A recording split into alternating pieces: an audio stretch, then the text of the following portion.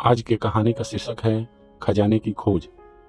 एक बार की बात है, एक छोटे से गांव में आरव नाम का एक चंचल और जिज्ञासु लड़का रहता था।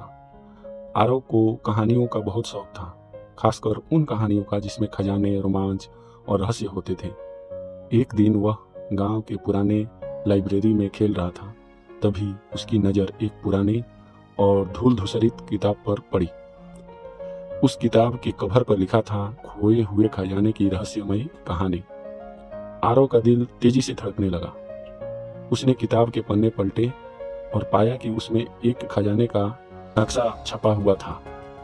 नक्शे को देखकर उसके आंखों में चमक आ गई। यह नक्शा गांव के ही पास के जंगल का था।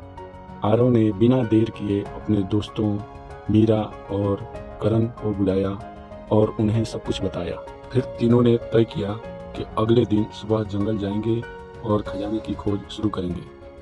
अगली सुबह सूरज की पहली किरण के साथ ये तीनों जंगल की ओर चल पड़े। जंगल में कदम रखते ही उन्होंने चारों ओर अजीबोगरीब आवाजें सुनाई दी, जैसे कि हॉरर फिल्मों में होता है। किसी ने कहा कि आवाजें गांव के भूतों की है जो खजाने की रक्षा करते हैं, लेकिन आरव ने अपने दोस्तों को दिलासा दिया कि ये सब सिर्फ कहानियां हैं, हमें डरने की जरूरत नहीं है। जंगल के भीतर जाने पर उन्हें एक टूटी फूटी मीनार दिखाई दी जो नक्शे में भी थी।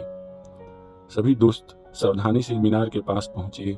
जैसे ही उन्होंने मीनार के दरवाजे को धकेला, दरवाजा चरमराहट की आवाज के साथ खुल गया। अंदर पूरी तरह अंधेरा था। आरव ने अपनी टॉर्च जलाई और देखा कि मीनार की दीवारों पर कुछ अजीब से चित्र बने हुए थे। मीरा ने उत्सुकतावश पूछा, ये कोई संकेत है?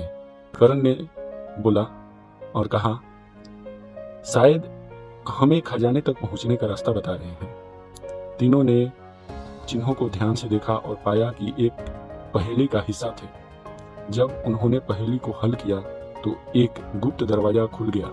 दरवाजा गहरी सुरंग की ओर जाता था। सुरंग में घुसते ही उन्होंने महसूस किया कि जैसे किसी दूसरी दुनिया में आ गए हों। अचानक एक तेज आवाज आई, कौन हो तुम लोग? यहाँ क्या कर रहे हो? ये सुनकर तीनों दोस्त डर गए, लेकिन आरव ने साहस दिखाते हुए कहा, हम खजाने की खोज में आए हैं। आवाज फिर गूंजी, अगर खजाना चाहिए तो तुम्हें मेरी 3 पहेलियों का जवाब देना होगा। आरव ने हामी भरी।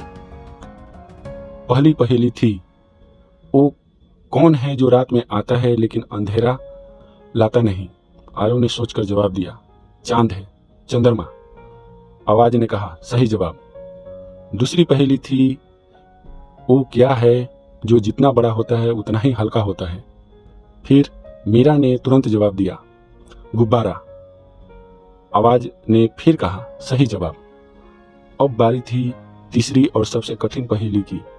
आवाज ने पूछा, ऐसी कौन सी चीज है जो देखने में जितनी सच्ची लगती है उतनी ही झूठी होती है? करण और मीरा सोच में पड़ गए। आरव ने गहरी सांस ली और जवाब दिया, वो है छलावा। एक पल के लिए सब शांत हो गया। फिर अचानक से तेज रोशनी चमकी और उनकी आंखों के सामने एक बड़ा सा खजाना दिखाई दिया।